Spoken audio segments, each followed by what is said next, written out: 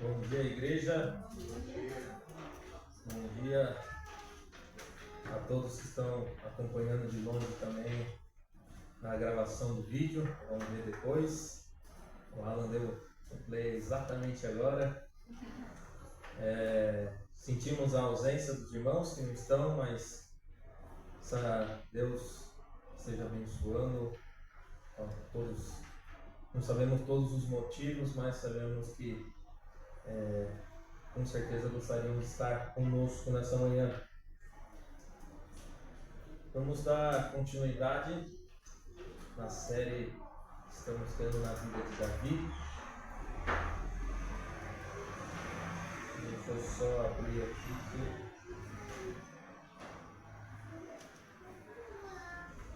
Hoje eu vou ter que correr, gente.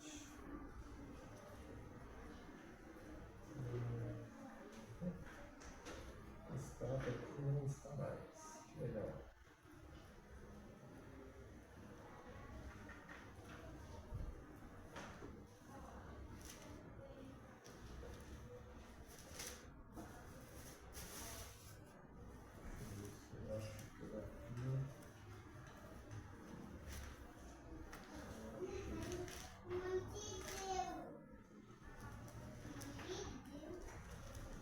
Para quem não estava acompanhando a série da pregação, eu não vou entrar muito em relação à última pregação, mas nós estávamos em 2 Samuel, capítulo 14.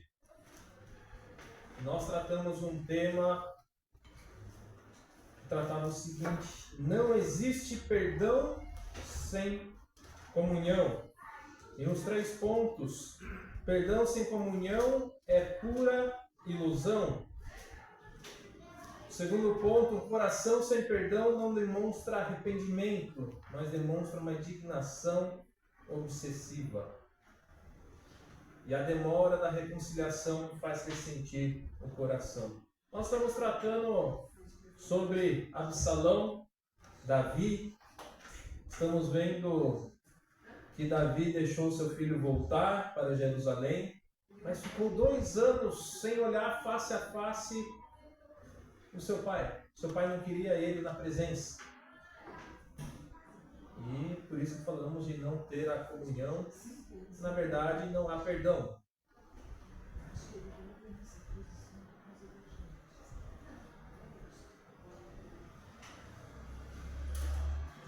Nessa manhã eu quero dar continuação no capítulo 15.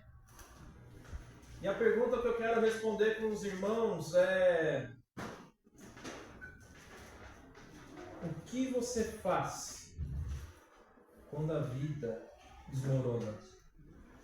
O que você faz quando sua vida desmorona? Temos uma passagem do capítulo para ler, temos um outro salmo para ler, então eu vou pedir aos irmãos que acompanhem. Se der para dar uma parada na conversa, preste atenção, que não vai dar para eu ficar acompanhando vocês se vocês estiverem dispersos. Eu vou correr e se você dispersar, você vai perder o fio da meada. Então, vamos acompanhar, tá bom? Então, baixe sua cabeça e vamos orar. Senhor Jesus, muito obrigado, Pai. Obrigado porque o Senhor nos conduziu até aqui em segurança. Agradecemos, ó Deus, porque o Senhor derramou da Tua graça em nossas vidas. Agradecemos porque podemos estar nessa manhã de domingo, louvando e engrandecendo o Teu nome. Que o nosso culto a Ti, ó Deus, seja um aroma agradável ao Senhor, Pai. Se há alguma coisa em nosso coração, ó Deus, que está desalinhado com a Tua vontade, em desacordo, ó Deus, com os Teus propósitos, que o Senhor, ó Deus, trabalhe em nosso coração, alinhe, nos perdoa, ó Deus, os nossos pecados, para assim nós como igreja possamos estar Te adorando, Te louvando, não somente nesse momento de cânticos, de estar reunidos, mas que possamos fazer isso no dia a dia, em nossas atitudes, ó Deus. Nos auxilia, nos ajude, que o Teu Santo Espírito abra o nosso entendimento para as verdades que a Tua palavra quer nos ensinar. Essa é a nossa oração, em Teu nome, Jesus. Amém. Mais uma vez, o que você faz quando a sua vida desmorona? Alguém já perdeu o chão? A gente gosta de usar essa expressão, né? Nossa, perdi o chão. Não sabia o que fazer. Minha vida desmoronou.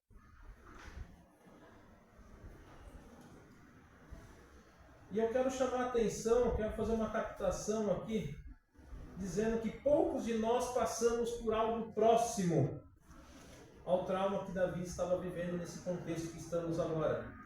Capítulo 14, capítulo 15. Talvez de maneiras menores, você provavelmente já teve momentos em que se identificou com Davi. Nós estamos aqui, não sei quantos vocês estão contando, mas essa é a 47ª pregação na vida de Davi. 47 estudos. A gente já caminhou bastante. Em algum momento você já se identificou em alguma área com Davi. Talvez você pensasse que as coisas estavam bem no trabalho, mas de repente você foi chamado no escritório e foi demitido. Perdeu o chão. Ainda mais com falsas alegações que você errou, você fez alguma coisa errada. Mas eu não errei. Alguém puxou meu tapete.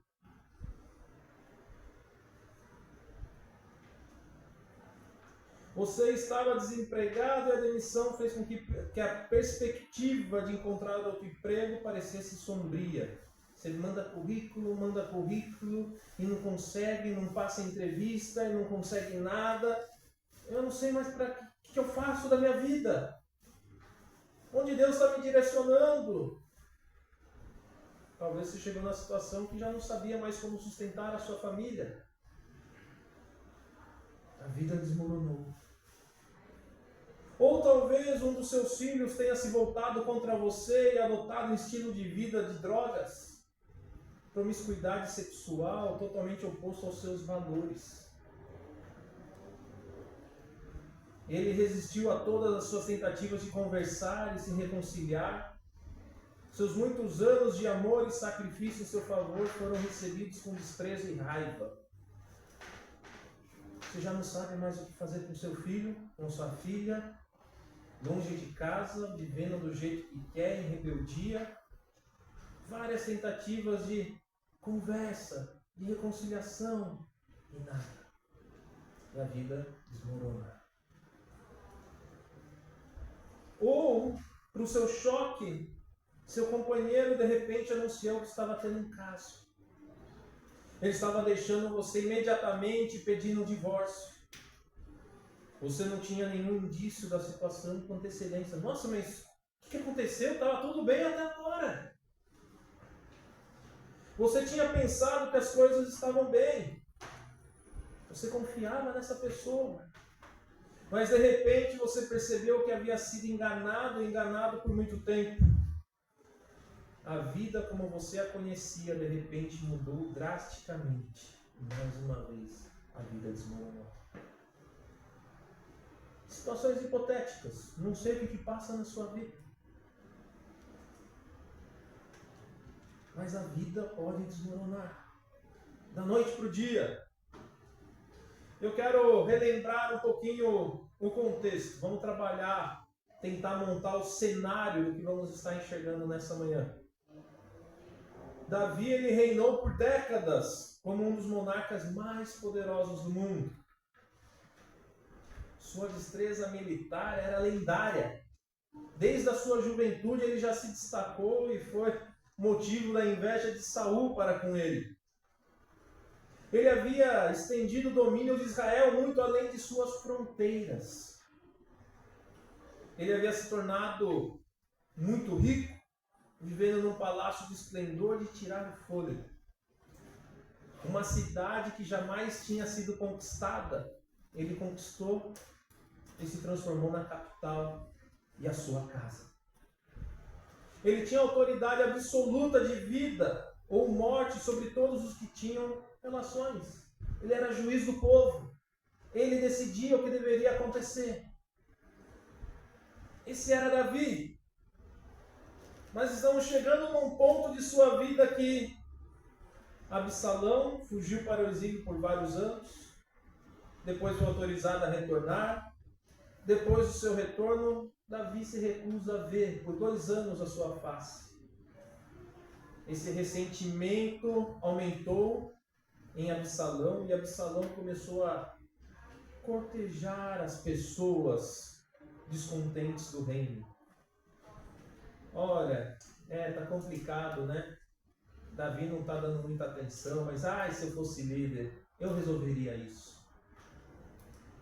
Ele se oferecia como um líder mais simpático do que seu poderoso pai. Todo esse tempo ele começou, quando nós estudamos os comentários, fala que Absalão ele se colocou de tal maneira, parecia uma campanha política. Ele chegava para o povo, que às vezes via ele como uma autoridade, ia querer prestar uma reverência ao filho do rei. Ele levanta, abraçava, escutava, falava, se fosse eu. Mas a pergunta que fica, por que será que Davi não estava dando atenção, tanta atenção assim para as coisas que tinham que ser resolvidas? Os comentaristas falam que era uma época que Davi estava terminando de construir o palácio, começando o projeto do templo, tabernáculo, construindo uma casa para a arca de Deus, uma casa para Deus, fazendo os seus projetos. Ele estava focado em muitos projetos, em construções. Davi estava dando o seu melhor, mas o seu melhor estava dividido entre muitos projetos. Muito provavelmente estava carecendo atenção de solução para o povo. E Absalão, observando isso, aqui é a minha deixa, aqui é a minha oportunidade. Se eu fosse líder. E começou a conspirar. Tudo por um ressentimento, uma falta de reconciliação, da falta de perdão trabalhado, da falta de comunicação. Para entendermos bem o contexto, vamos ler rapidamente 2 Samuel, capítulo 15.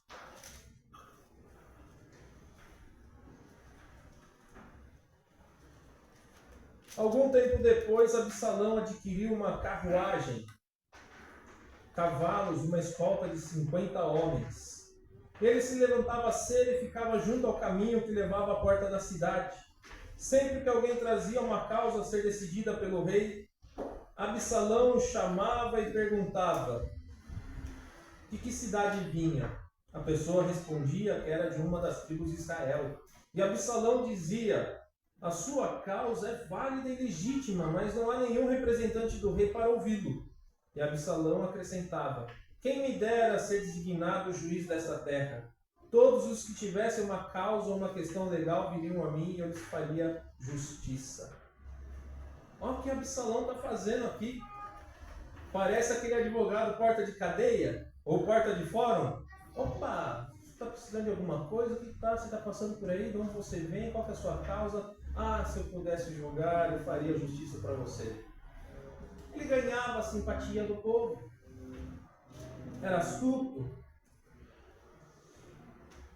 E sempre que alguém se aproximava dele para prostrar-se em sinal de respeito, Absalão estendia a mão, abraçava e o beijava-o. Olha lá. Não, meu irmão, não faça isso. Dá um abraço, me dá um beijo, te amo.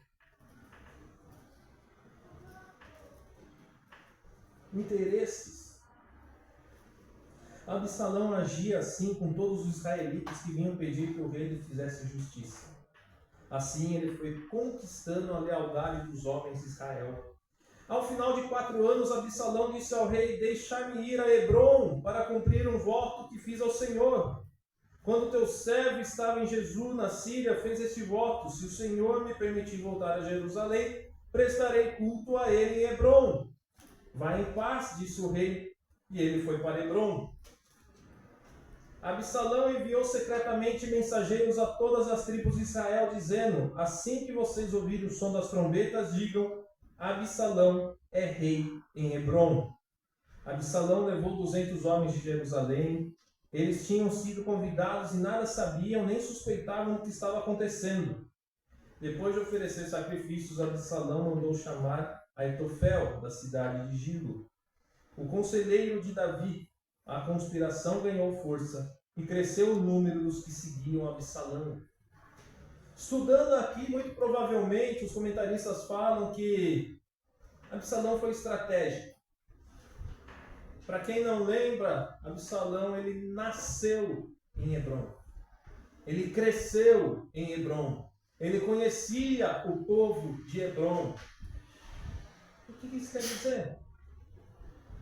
Se tinha algum lugar que ele poderia ter apoio para fazer uma manobra, era onde as pessoas o conheciam e poderiam o apoiar. E é colocado um personagem aqui no meio desse enredo, chamado Aitofel. Vocês já ouviram falar esse nome? Já. Quem lembra quem que é esse Aitofel? Sogro da Batseba. Ele era um dos conselheiros de Davi, viu tudo que Davi fez com sua nora e ainda mandou matar.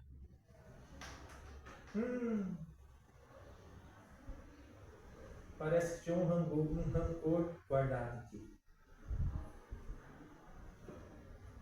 Conspirou contra a minha família, agora é minha vez de conspirar contra a tua, Davi.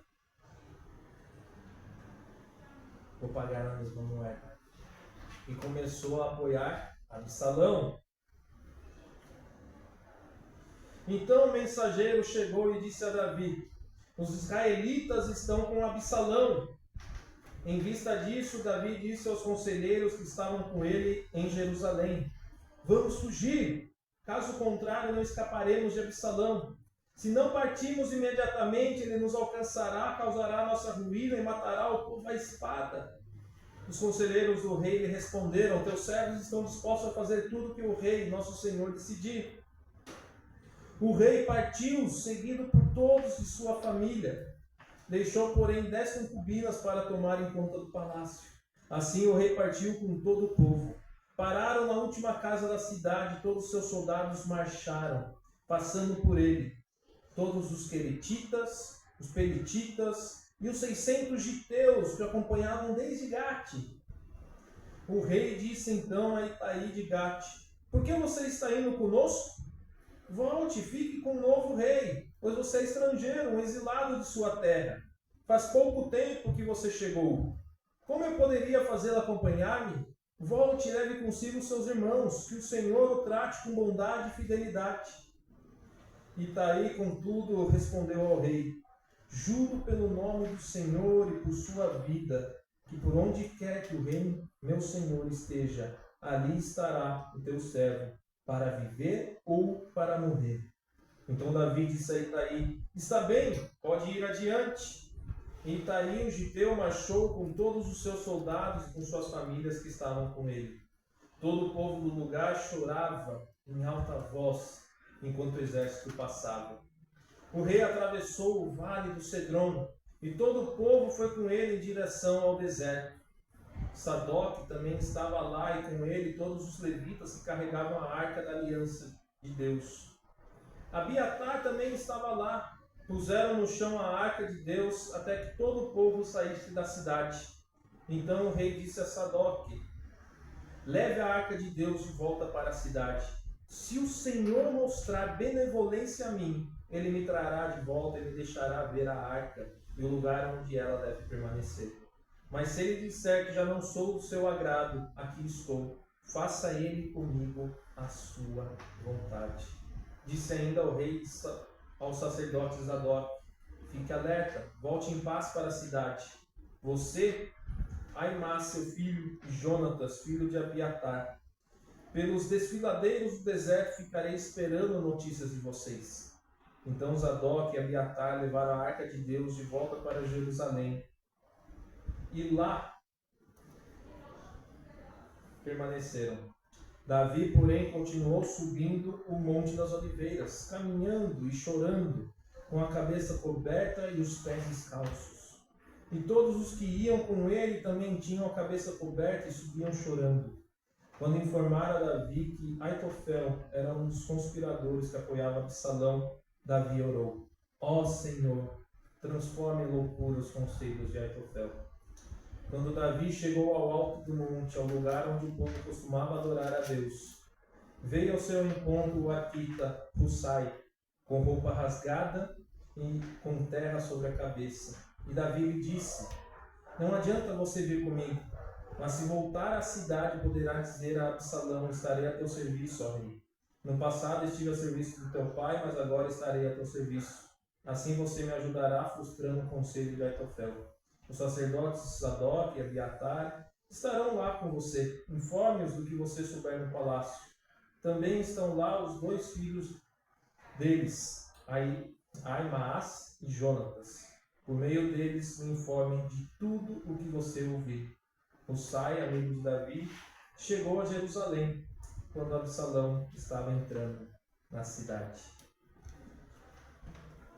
Não preciso nem trabalhar muito contexto. Só de ler, você já consegue montar o cenário que estava acontecendo. E é incrível. Quando você olha todo esse cenário, uma conspiração do próprio filho contra o seu pai. O rei e o povo, com os servos e os militares, descendo para o vale e subindo, olhando para trás da cidade, chorando, com roupas rasgadas, pés descalços.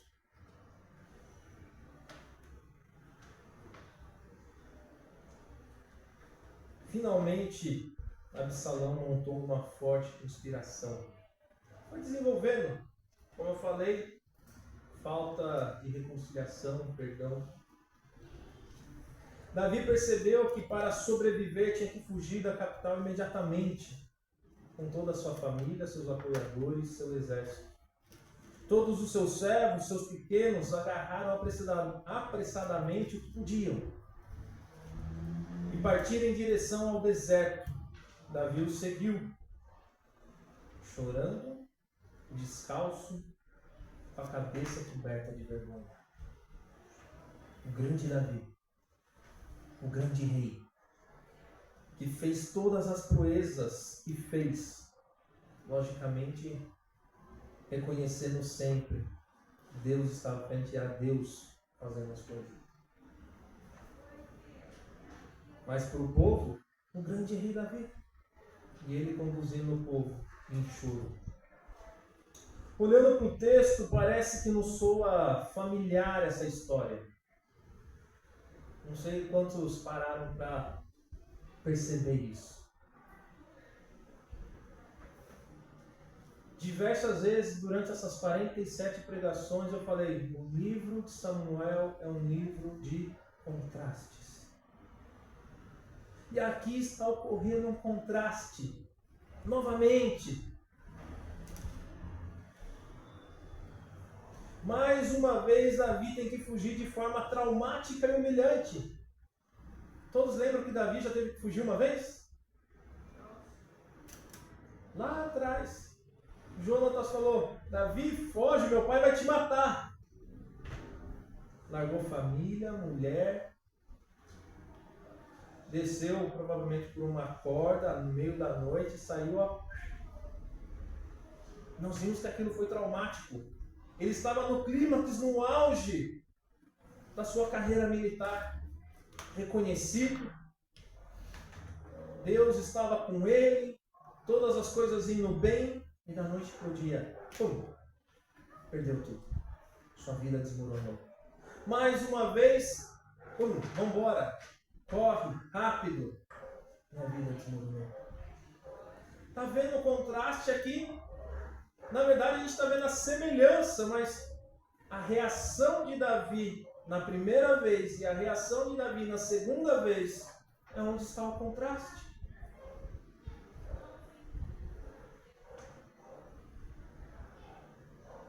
Repare que tudo que ele passou a vida trabalhando, de repente se desfez. Muitos que ele pensava serem aliados, e amigos o abandonaram e ficaram do lado de seu filho rebelde. Mas a ferida mais dolorosa de todas foi a traição do seu filho. Trouxe para Davi o seu próprio fracasso como pai. A vida estava desmoronando para Davi. E eu comecei perguntando o que fazer quando a vida desmorona. E agora eu pergunto, o que Davi fez quando sua vida desmoronou? E desmoronou pela segunda vez. Para respondermos isso é importante olharmos esse contraste. Diferentemente de quando Davi teve que fugir de Saul e se sentir injustiçado, clamar a Deus por justiça. Lembra quando que ele fez isso? Salmo 26. Abra comigo lá no Salmo 26.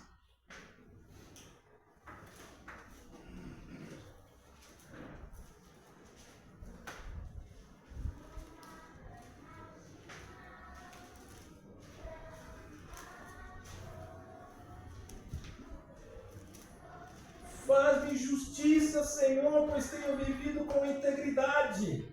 Tenho confiado no Senhor sem vacilar. Sonda-me, Senhor, prova-me, examina meu coração, a minha mente, pois o teu amor está sempre diante de mim. E continuamente sigo a tua verdade. Não me associo com homens falsos, nem ando com hipócritas. Detesto o ajuntamento dos malfeitores, não me assento com os ímpios. Lavo as mãos na inocência e do teu altar, Senhor, me aproximo. Só um pouquinho desse salmo, só para relembrar. Eu lavo as mãos na inocência, olha, eu estou limpo diante de ti, Deus. Só que aqui ele está sendo desmoronado mais uma vez, completamente quebrado. Deus já vem tratando, ele já foi perdoado por Deus, mas as consequências estão ocorrendo. Em vez de falar, Deus, olha que injustiça que eu estou sofrendo. Eu sou um homem íntegro, pode me examinar, veja, minhas mãos lavadas na inocência. Essa é a mesma atitude de Davi agora. Davi agora escreve um salmo diferente. Ele não vai mais se portar como no Salmo 26, procurando o único e justo juiz que poderia lhe fazer algo.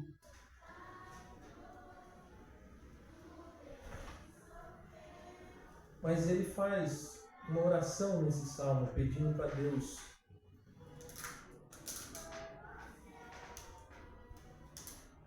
Na verdade, esperando em Deus, nos atributos de Deus, pois ele sabia quem Deus era. Deus, pessoas estão atrás de mim. Me salva. Porque eu sei quem o Senhor é na minha vida. E que a tua vontade prevaleça. Aqui no texto que lemos, no capítulo 15 de 2 Samuel, vemos um momento que Davi fala, olha, deixa a arca lá. Não precisamos da arca acompanhando a nós, porque se for do agrado de Deus, eu voltarei. Mas se não for, que assim seja. Se Deus quer resolver as coisas dessa maneira, é a vontade dele que deve prevalecer. Olha o contraste. Davi já não está clamando, Deus, eu estou sendo injustiçado, Deus, foi injustiça, Deus, eu sou íntegro. Deus, eu mereço consequência. Faça a sua vontade. Eu sei que eu errei, eu sei que eu pequei. Estou em tuas mãos, mas se for do teu agrado eu voltarei. Se não for, está tudo bem.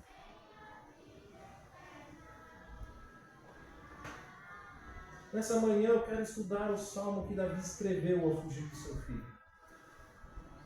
Alguns estudiosos chamam o salmo de número 3, um salmo matinal. Pode abrir suas Bíblias, Salmo número 3, capítulo 3.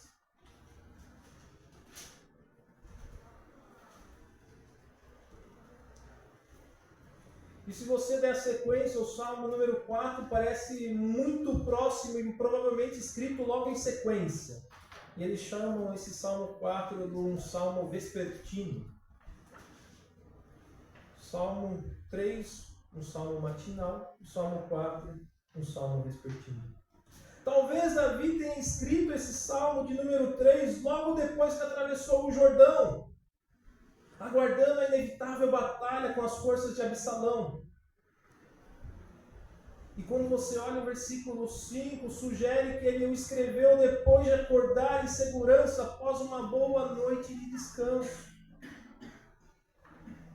E esse Salmo número 3 nos tem muito a ensinar.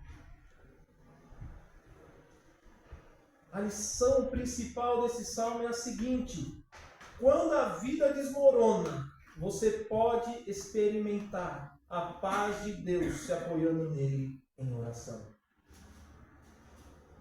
Essa é a mensagem principal desse Salmo, essa é a mensagem principal para você nessa manhã. Quando a vida desmorona, você pode experimentar a paz de Deus se apoiando nele em oração. Antes de lermos o Salmo número 3, eu quero que vocês entendam que o Salmo se divide em 4 estrofes, em 4 porções, de 2 versículos cada. A primeira porção são os versos 1 e 2, revela o perigo de Davi. A segunda registra a sua oração inicial. A terceira, versos 5 e 6, mostra a paz que resulta da sua oração. E a porção final, que é o verso 7 e 8, faz uma oração repetida e uma afirmação de fé, de que somente Deus pode libertar e abençoar o seu povo. E analisando essas porções, nós vamos extrair os nossos ensinamentos dessa manhã. Então leia comigo o Salmo de número 3. Davi escreveu esse Salmo bem no momento que está fugindo, descendo o desfiladeiro e subindo para os Montes das Oliveiras em direção ao deserto. No meio dessa fuga, no meio da conspiração, no meio da traição, no clímax da sua dor. Porque eu não sei quantos de vocês têm a ideia do que é ser perseguido por um filho. Eu preguei uma vez essa mensagem, não essa mensagem exatamente, mas esse Salmo de número 3, quando eu estava no seminário no Rio. E eu lembro de eu falando, gente, eu não sei o que Davi estava sentindo porque eu não tenho filho. Eu não sei o sentimento de um pai. Hoje eu sou pai. E mesmo assim, sendo um pai, eu ainda não consigo entender como que deve ser esse sentimento de um filho te traindo, tentando te matar. Mas se colocaram no lugar de Davi? Vamos ler o Salmo número 3. Senhor, muitos são os meus adversários, muitos se rebelam contra mim. São muitos os que dizem ao meu respeito: Deus nunca o salvará. Mas tu, Senhor, é o escudo que me protege. És a minha glória e me fazes andar de cabeça erguida. Ao Senhor clamo em alta voz e do seu santo monte ele me responde. Eu me deito e durmo e torno a acordar porque é o Senhor que me sustenta. Não me assustam os milhares que me cercam. Levanta-te, Senhor, salva-me, Deus meu. Quebra o queixo de todos os meus inimigos, arrebenta os dentes dos ímpios. Do Senhor vem o livramento. A tua bênção está sobre o teu povo. Que lições podemos extrair desse salmo? Lembrando que é um contraste entre o momento que Davi está fugindo de Saul, clamando a Deus e pedindo por justiça porque eu sou ímpio. E agora, de novo, Davi está fugindo e clama a Deus uma oração diferente, com um coração diferente. O coração de quem aprendeu, caminhou, se arrependeu e confia em Deus. Primeiro ponto que eu quero levantar aqui é ressaltar que há momentos que a vida vai desmoronar. Versos 1 e 2 diz: Senhor, como os meus adversários aumentaram, são muitos os meus adversários. Muitos estão se levantando contra mim. E o principal destaque aqui que diz nesse texto, nesses 2 versículos é: muitos estão dizendo da minha alma, seria a melhor tradução. Muitos dizem ao meu respeito, muitos dizem diretamente à minha alma, muitos dizem uma confrontação tão pesada direto no meu coração. Deus nunca nos salvará. Agora olha todo o contexto que nós já caminhamos até aqui. Davi caiu, Davi adulterou, Davi tramou, conspirou, assassinou. Davi foi confrontado. Davi se arrependeu. Davi aceitou as consequências. E está sofrendo as consequências. O seu pecado se tornou público e muitas das pessoas estão olhando para Davi. Davi, você perdeu todo o crédito. Davi, você caiu. Davi, você não merece a graça de Deus. Deus não vai te salvar por tudo que você fez. Você não está vendo as consequências que Deus está trazendo sobre a sua vida? Você acha que vai ter salvação? Você já era. E é isso que Davi está falando nesse salmo. Muitos estão dizendo palavras que vêm confrontando diretamente a minha alma. Deus não te salvará. Poderiam dizer coisa pior para Davi, um homem que sempre buscou refúgio em Deus, o qual viu Deus fazer todas as coisas que fez. Um episódio, ele fugia de Saul por um lado de uma rocha, o exército de Saul ia para o outro, e ele escreveu: Deus é a rocha da minha salvação. E agora estão falando que, Davi, esquece, Deus não vai mais salvar, não existe mais a rocha da tua salvação. Não, mas Ele é. E qual é a reação quando a vida desmorona com acusações que afrontam a nossa confiança em Deus? A reação tem que ser exatamente essa de Davi. Parar de escrever um salmo. Parar, meditar e orar a Deus. Davi começa clamando a Yahvé. Senhor, está em letra maiúscula. Isso quer dizer que ele está fazendo um pedido íntimo a Deus. É como se estivéssemos falando: Abba, Pai, me escuta. Estão me acusando. É um pedido íntimo e pessoal de socorro. Já descrevemos a situação traumática de Davi, mas observe algumas outras características trazidas nesses versículos.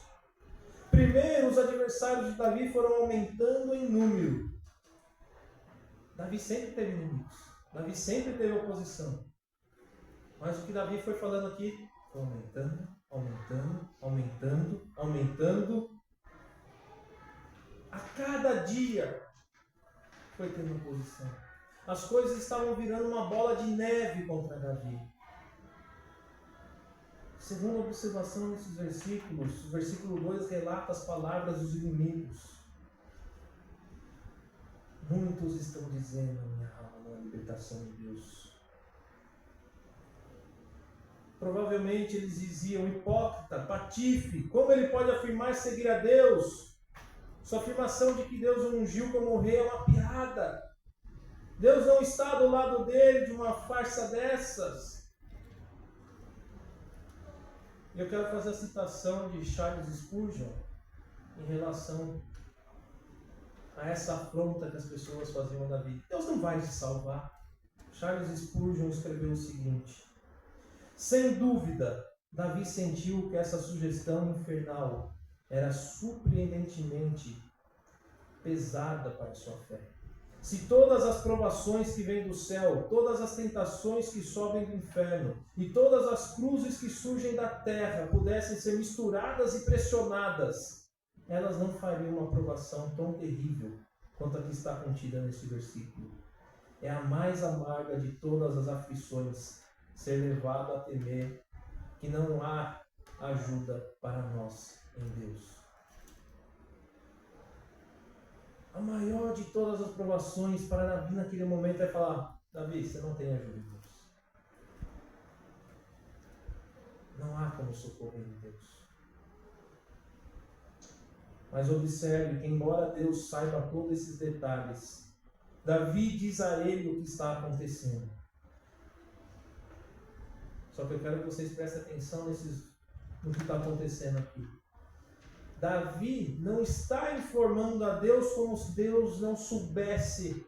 Davi, o que foi? Fizeram isso com você? Meu Deus! Como podem ter falado tal coisa? Não. Davi não está informando, mas sim colocando o seu fardo sobre o Senhor. Davi está reconhecendo diante de Deus que ele não é capaz em si mesmo de lidar com essa situação avassaladora. Deus, é isso que estão falando. Deus está aumentando cada vez mais. Deus está pesado demais. Deus tem falado isso diretamente ao meu coração. E eu não posso lidar com isso sozinho. Eu preciso de ti. É assim que ele começa o salmo. Segunda lição que eu quero chamar a atenção. Quando a vida desmorona, você deve saber quem é Deus para você. E como se achegar a Ele em oração. Versos 3 e 4. Mas tu, Senhor, és o escudo que me protege. És a minha glória e me fazes andar de cabeça erguida. Ao Senhor clamo em alta voz e do seu santo monte Ele me responde. Quando Davi fala, mas tu, está refletindo a mudança de foco de Davi de suas circunstâncias assustadoras.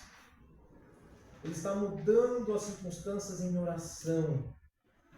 Essa estrofe, essa porção mostra que o Senhor é nosso escudo, nossa glória, o restaurador da nossa alegria, o nosso Deus que responde à oração.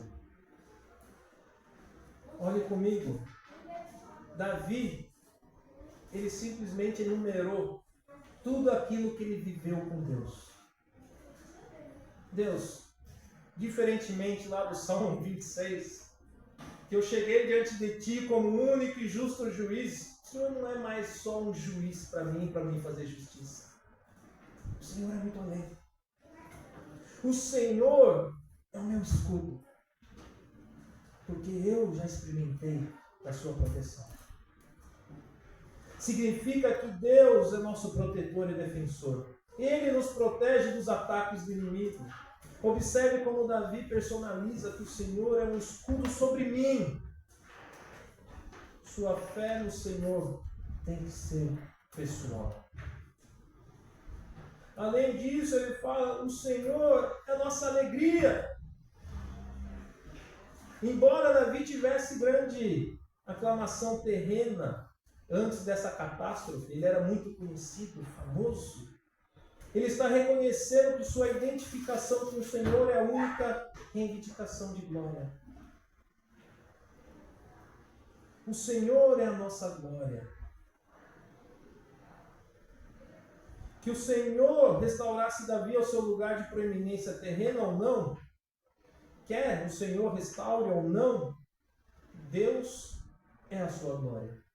Não é o fato de eu estar no auge como rei, reconhecido entre os homens, eu estou vivendo a glória. Não, a glória não é a mim. Deus, o Senhor é a minha glória, quer eu esteja no trono ou quer eu esteja no deserto, fugindo do meu filho, o Senhor é a minha glória. Eu não tenho glória nenhuma. Está vendo o contraste? Você olha para o Salmo 26, Deus olha para mim, vê se alguma coisa me examina, me mostra, estou de mãos limpas. Davi, eu não tenho que ser reconhecido por nada. Eu sou pecador. Deus é a minha glória. Nada do que eu fiz pode ser aplaudido. Ele não quer usurpar a glória de Deus. Ele não faz questão de ser reconhecido de alguma maneira. Em oração ele fala, Senhor, o Senhor é meu escudo. O Senhor é a minha glória. E Ele é o restaurador da alegria. O termo levantar a cabeça é uma expressão hebraica para restaurar alguém que é tirado a sua dignidade e posição. Esse termo é usado lá em Gênesis, com José falando ao copeiro. O faraó levantará a sua cabeça e restaurará o seu escritório, a sua posição. Só para aplicarmos aqui, a título de aplicação, refere-se a Deus devolvendo-nos a alegria que tínhamos antes que a crise nos trouxe para baixo. Ele humilha os orgulhosos, mas levanta os humildes que clamam a Ele, trazendo alegria àqueles que Ele restaura. Davi sabia disso. Em contraste à fuga de Saul, ele sabia que Deus tinha restaurado a alegria, tinha colocado ele de volta à posição. E se Deus quer tirar, tudo bem, tira. Mas se Deus vê algum favor nele, eu sei que Ele restaurará novamente. Eu não preciso tentar resolver as coisas da minha maneira. É Ele que resolve, é Ele que restaura, não sou eu. E Davi ainda fala que o Senhor é o Deus que responde a oração.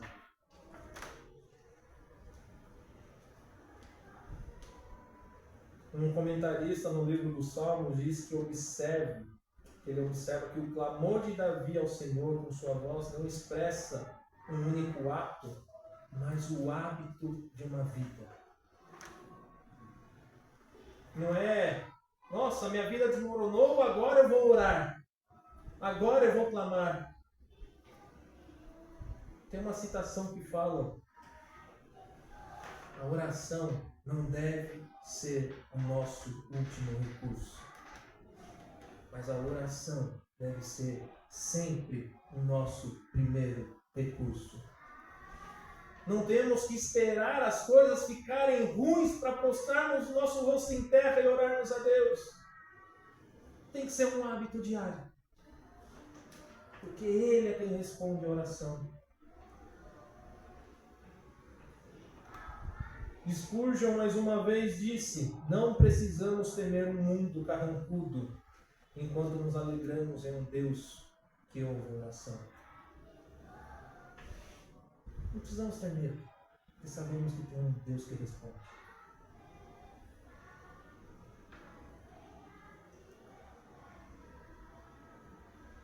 Devemos aprender a nos humilhar diante de Deus, percebendo que o nosso único apelo é a sua graça. Além disso, não importa onde estejamos ou em que tipo de circunstâncias difíceis nos encontremos.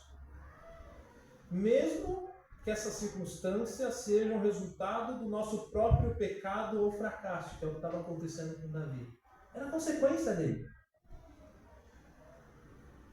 Mas tenha certeza que podemos clamar ao Senhor por graça e saber que Ele ouvirá e responderá de acordo com o seu propósito. Grife nisso, de acordo com o seu propósito. Estamos cansados de ver igrejas pregando o mundo afora. Não, tenha fé que Deus vai fazer aquilo que você quer de melhor, aos desejos do seu coração. Não, Ele te responde, Ele te socorre, Ele te salva, mas de acordo com o propósito dele. Muitas vezes o propósito de Deus não é alinhado com a nossa vontade. Por isso estejam alinhados com a vontade de Deus. Terceira lição. Quando dependemos do Senhor em oração, experimentaremos a sua paz. Versos 5 e 6. Eu me deito e durmo e torno a acordar, porque é o Senhor que me sustenta. Não me assustam os milhares que me cercam. O Salmo 3, nessa porção, é como se fosse um drama da vida real que ilustra Filipenses 4, 6 e 7.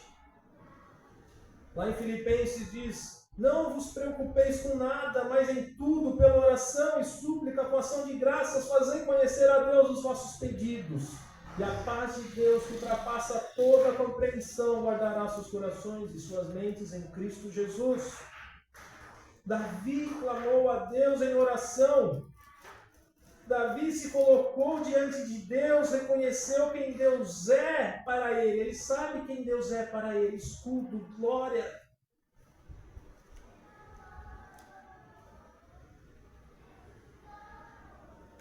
Alegria. O que responde à oração. Mas depois que ele ora, se coloca diante de Deus, o que ele faz? Se deita na cama para dormir, coloca a cabeça no travesseiro. Depois ele foi para a cama, não no palácio, mas no deserto. Dormiu a noite toda. Davi acordou são e salvo. Davi acordou tranquilamente. Por quê? Porque é Deus quem o sustenta. Ele sabe, Deus quem me sustenta.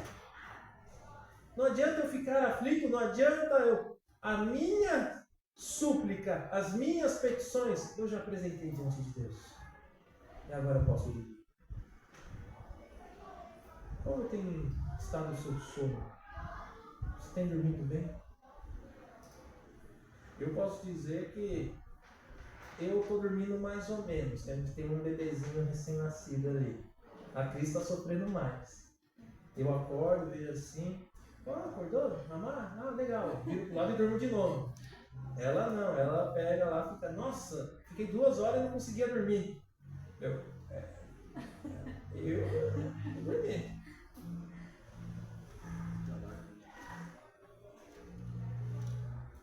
Davi acorda são e salvo. Já apresentou suas petições. À medida que chegava um relato das dezenas de milhares de pessoas contra ele, ele não tinha medo. Davi está aumentando os números, está aumentando a oposição, está aumentando a conspiração. Davi, Aitofel está com ele. Davi, tá não sei quem, não me preocupa. Deus está comigo. Quando o Senhor é seu escudo e aquele que o sustenta, as probabilidades ou os números contra você não importam. Não, mas as chances são de 99,9% contra você. Deus está comigo.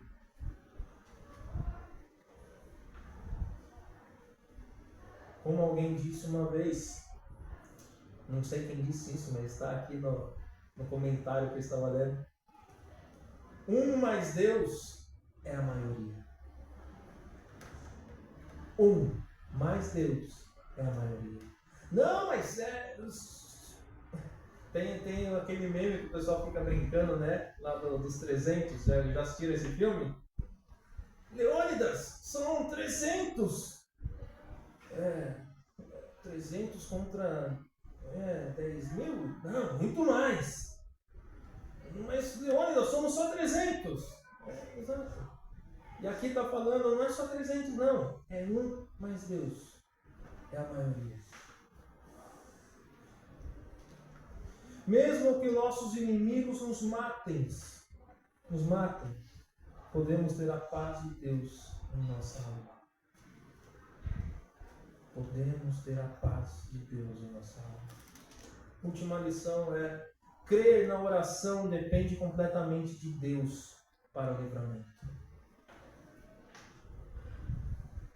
Você tem que orar em dependência de Deus, com fé. Mas o livramento é completamente dependente de Deus. Você não tem ação nisso. É Deus que livra. Versos 7 e 8. Levanta-te, Senhor, salva-me, Deus meu, quebra o queixo de todos os meus inimigos, arrebenta os dentes dos ímpios. Do Senhor vem o livramento, a tua bênção está sobre o teu povo. Quero chamar a atenção para algumas coisas. Quando vemos no versículo 1, diz que muitos estavam se levantando contra Davi. Agora, pois, Davi escreve nos versos 7 e 8, ele usa o mesmo verbo para pedir a Deus que se levante contra os seus inimigos. Davi está fazendo um contraste. Deus, tem muitos inimigos se levantando contra mim, mas eu entendo que um mais Deus é a maioria, então se levante contra eles. Ele usa o mesmo verbo. No verso 2, os céticos de Davi haviam dito que Deus não o libertaria. E aqui, mais uma vez, Davi usa o mesmo verbo para pedir a Deus que o salve. Deus, estão falando que o Senhor não me salva, mas Deus me salva. Ele imagina os seus inimigos como bestas vorazes. Já viu aqueles filmes no meio do deserto que tem aquele lobo de olho assim, até brilha no escuro, com os dentes babando e querendo, pronto para morder e atacar? É mais ou menos isso que Davi está querendo comparar os seus inimigos. Olha, eles são como feras prestes a me morder. Eles vão me atacar, eles vão me matar. Estão ali rosnando para cima de mim. Então Davi pede que Deus quebre seus dentes e os torne potentes. Deus, quebra os dentes, quebra a boca dessa fera que está atrás de mim. E a exclamação final de Davi diz: a salvação pertence ao Senhor. E aqui mostra que Davi não dependia de suas tropas. Vamos lembrar, nós lemos aqui em Samuel capítulo 15, 2 Samuel, que os mesmos 600 homens que estavam com ele desde lá da caverna de Adulão. Vimos história dos magníficos homens de Davi que mataram não sei quantos mil com a espada. Estavam ali com Davi. Ele não estava sozinho, ele não estava despreparado.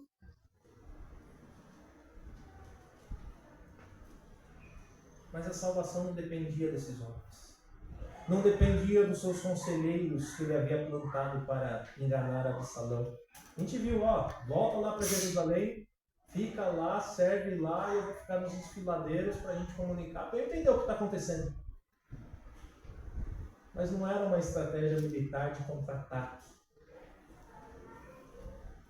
Provavelmente era uma estratégia espiritual de oração. Deus, está acontecendo isso. Entendeu? Em vez disso, ele reconhece que qualquer vitória viria somente de Deus. Quando dependemos somente em Deus para o livramento, ele recebe todo o louvor quando responde às nossas orações. O pedido final de Davi fala: sua bênção esteja sobre o seu povo. Mostra que Davi não estava orando de maneira egoisticamente. Ele era o rei ungido do povo de Deus. A rebelião de Absalão afetou negativamente toda a nação. A nação se voltou contra Davi, o ungido de Deus. Então, quando Davi pediu a Deus para libertá-lo, para dar livramento, ele viu isso em termos de bênção de Deus ao seu povo.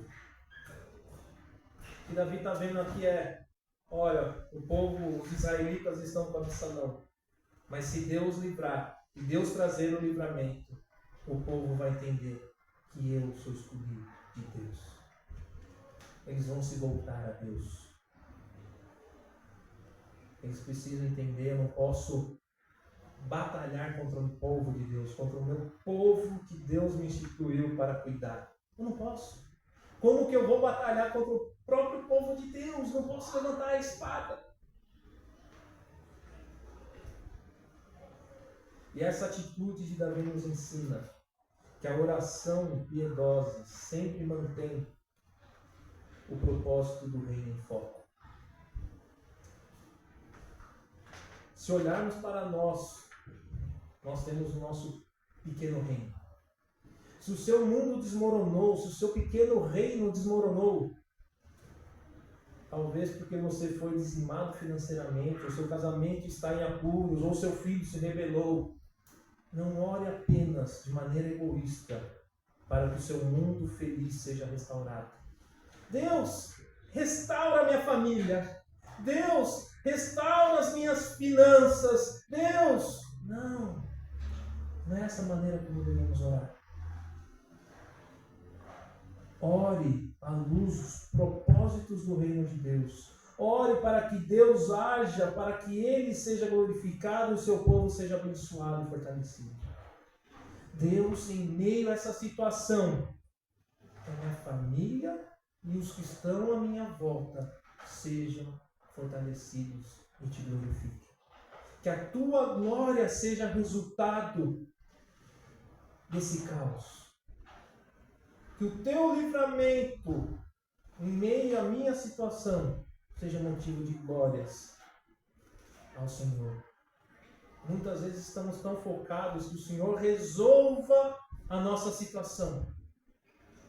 E estamos muito pouco preocupados em glorificar a Deus em meio a essa situação. Para concluir, Davi transformou essa experiência horrível de traição, de dor emocional, de quase ser morto, em um cântico de louvor. Isso nos ensina que Deus pode usar nossas piores provações para aprofundar nossa confiança nele e produzir louvores que encorajarão o seu povo. Quando a vida desmorona, você pode experimentar a paz de Deus se apoiando nele, em oração. Mais uma vez eu pergunto, o que fazer quando a vida desmoronar? O que você faz? Ore em plena dependência de Deus, sabendo que Ele é, sabendo quem Ele é e que somente Ele é capaz de dar livramento. Quem é Deus para você? Ele é escudo, Ele é rocha, Ele é salvação, é o que traz glórias, é o que restaura a alegria, que levanta a cabeça. Quem é Deus para você? Deus é somente um título no qual você se dirige numa oração buscando seus próprios propósitos? Deus é somente um título no qual você vem de domingo aqui e fala, eu vou louvar a Deus?